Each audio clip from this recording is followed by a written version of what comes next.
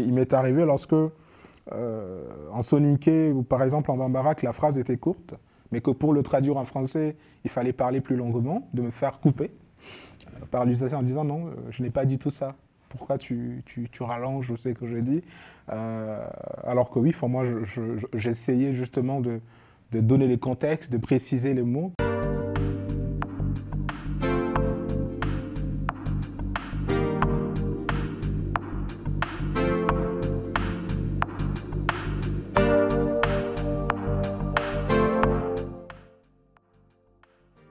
Bonjour et bienvenue dans Lit Afrique. Aujourd'hui, j'ai le plaisir de recevoir sur le plateau Diadele Dembélé. Merci beaucoup d'être venu aujourd'hui. Merci à vous pour l'invitation.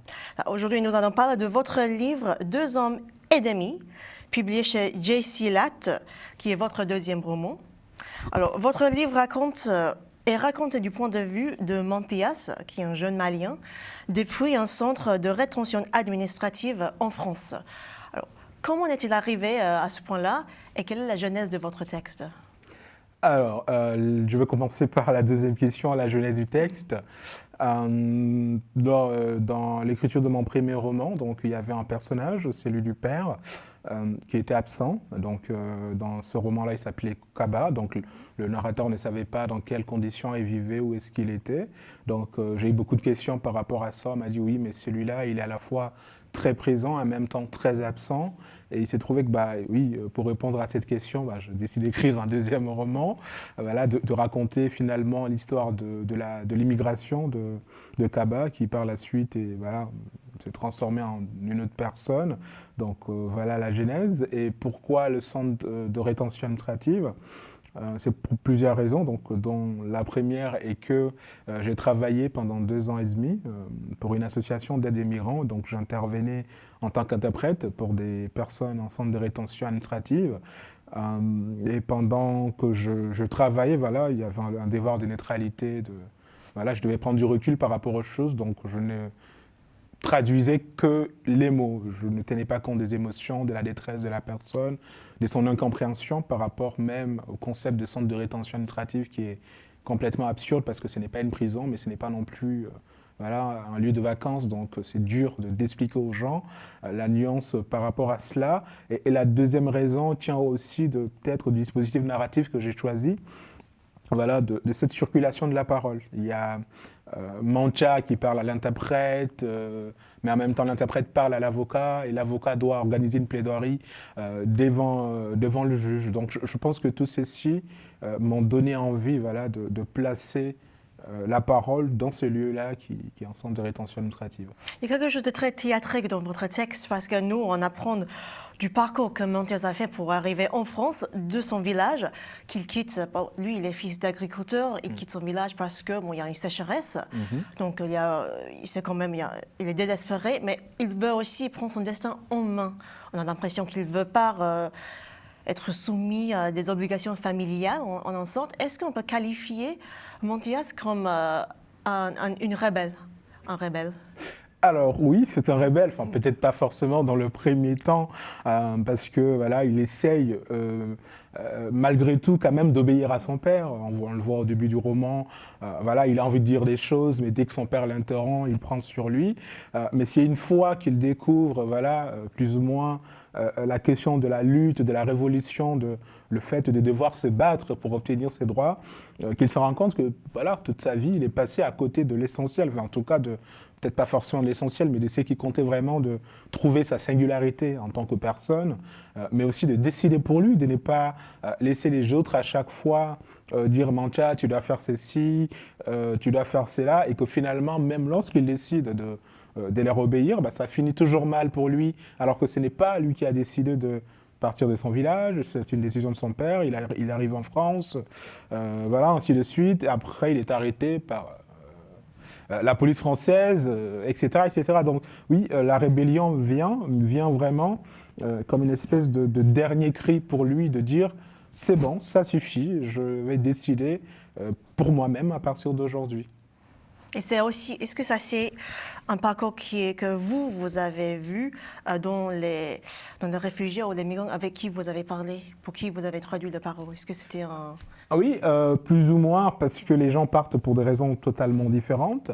Mais il arrivait très souvent, voilà, que lorsque même, comment dire, en dehors de ce cas de traduction, etc., des migrants que je pouvais croiser, parce que j'étais aussi bénévole pour d'autres associations, m'expliquaient qu'en fait, voilà, ils ont dû partir parce que ce sont eux les fils aînés de la famille, les bras valides, et qu'à un moment donné, voilà, on leur a demandé de partir pour travailler et pouvoir subvenir aux besoins de la famille. Donc, quelque part, on sentait une forme d'amertume, de dire, mais comme s'ils étaient sacrifiés quelque part. Personne ne se soucie de leur bonheur, donc ils sont là. Ils essaient d'obtenir le papier. Lorsqu'ils les obtiennent, ils travaillent et dès qu'ils ont leur salaire, en fait, ils envoient la moitié au pays par des sociétés d'envoi d'argent en Afrique. Donc, il y a une espèce de dépossession, en fait, une grande souffrance là-dedans aussi que j'ai voulu raconter. Alors là, votre livre s'appelle 2 hommes et demi. Donc, bien sûr, c'est le protagoniste, c'est Matt Montiaz. Mais c'est aussi l'histoire de son meilleur ami, Tokos. Alors, c'est quand même une relation complexe. Comment vous décrivez leur relation? Là, c'est d'une amitié, ils sont des frères. Mais j'avais l'impression qu'il y avait aussi de la jalousie, de l'envie parfois, de colère. Et enfin, ils arrivent à des fins très différentes. Alors oui, moi j'appelle ça tout simplement une amitié parce que on a des caractères très différents d'une personne à l'autre. Mais pour moi justement l'idée de 2 grands hommes et demi, c'est aussi que le demi signifiait l'amitié, c'est-à-dire qu'elle est vivante, elle a une âme. Oui, évidemment, on peut ne pas vouloir être jaloux de son ami, ne pas l'envier, etc. Mais peu importe, lorsqu'on est collé à une personne pendant autant de temps et que les gens commencent à nous comparer en disant ah bah tiens, Toko a ses papiers, Toko a fait ceci, Toko a fait cela, toi Mancha, regarde où est-ce que tu es né alors que vous êtes tous les deux arrivés au même moment. Donc je pense que ça peut susciter, oui, au-delà de l'émulation, une forme, oui, d'incompréhension, de dire que oui, finalement c'est très aléatoire.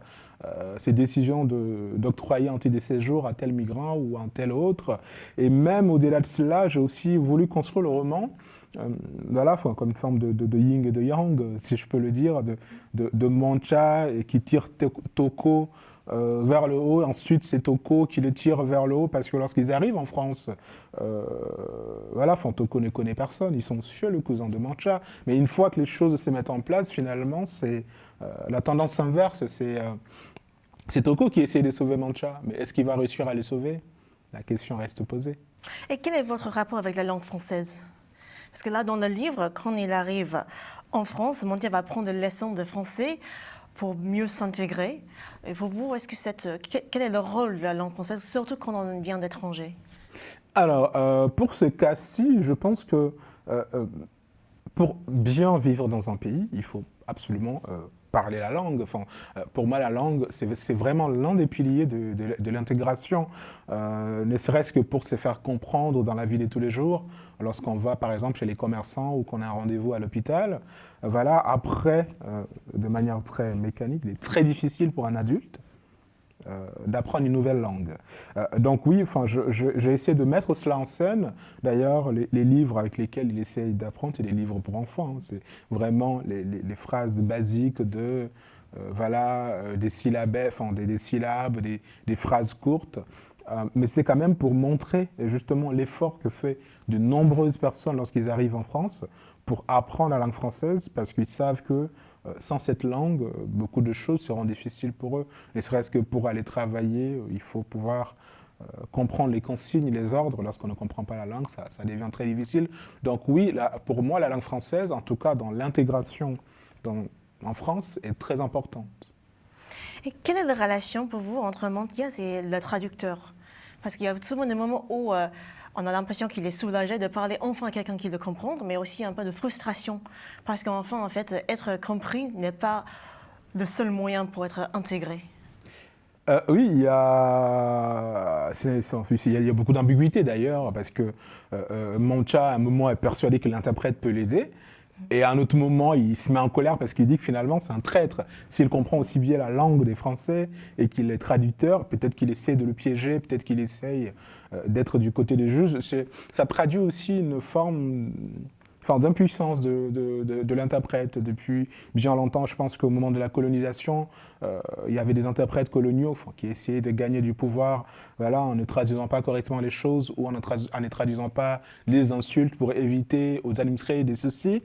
Et aujourd'hui, dans ces associations où il y a des interprètes, très souvent, en fait, les interprètes sont impuissants parce qu'ils sont là uniquement pour aider la personne étrangère à se faire comprendre par l'administration française. Ce ne sont pas eux qui prennent les décisions, ce ne sont pas eux qui peuvent donner le titre de séjour ou tout autre document. Et de l'autre côté, l'usager, la personne étrangère, est persuadé que l'interprète, même s'il n'a pas tout à fait le pouvoir, peut avoir, une influence sur son devenir. Donc c'est qui crée une tension permanente. Voilà, il m'est arrivé lorsque en soninké ou par exemple en bambara que la phrase était courte, mais que pour le traduire en français, il fallait parler plus longuement, de me faire couper par l'usager en disant non, je n'ai pas dit tout ça. Pourquoi tu rallonges ce que je dis alors que oui, moi j'essayais justement de donner les contextes, de préciser les mots parce que voilà, on peut dire quelque chose très brièvement en français et pour le traduire en soninké, ça va donner donc trois phrases. Vous, en tant que traducteur, en fait, c'était aussi une façon peut-être d'introduire, de présenter quelques faits linguistiques à la personne. Oui, à la personne, en fait, souvent, ce sont les expressions imagées. Donc, si je le traduis mot à mot, ça ne veut rien dire en français.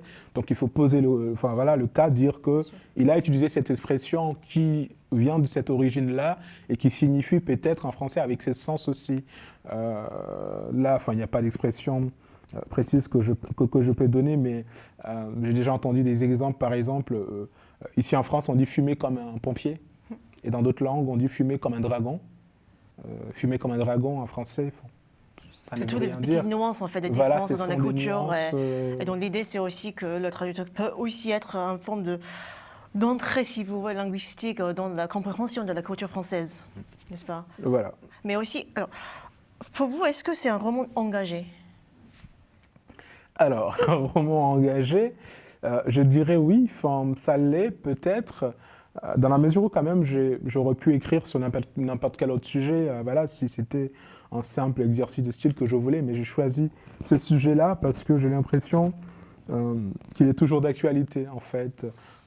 Bien avant ma naissance, d'ailleurs, le contexte historique que j'ai choisi, c'était les années 80, 90, je n'étais pas encore de ce monde, mais surtout l'événement assez marquant pour les gens de cette génération-là, qui est l'occupation de l'église Saint-Bernard dans le 18e et la manière dont les occupants, les immigrés qui étaient là, ont été expulsés manu militari. Donc ça a laissé des traces. Jusqu'à présent, on peut retrouver des archives de certains protagonistes qui sont passés à la télé ou qui ont fait des tribunes, etc. Donc c'est quelque chose vraiment que je voulais partager avec les gens de ma génération parce que on a l'impression, nous, peut-être que ça a commencé aujourd'hui, cette question de l'immigration, que chaque gouvernement français essaye d'avoir sa loi asile et immigration, mais ça remonte plus loin, même beaucoup plus loin que les années 80 et 90. Donc oui, c'était une démarche engagée de ma part. Merci beaucoup, Diadia Dembélé, d'être venu aujourd'hui pour parler de votre livre « Deux grands hommes et demi », publié chez JC Latt, disponible donc dans les librairies et aussi en ligne. Merci beaucoup d'être venu. Et merci à vous de nous avoir suivis comme toujours. À bientôt.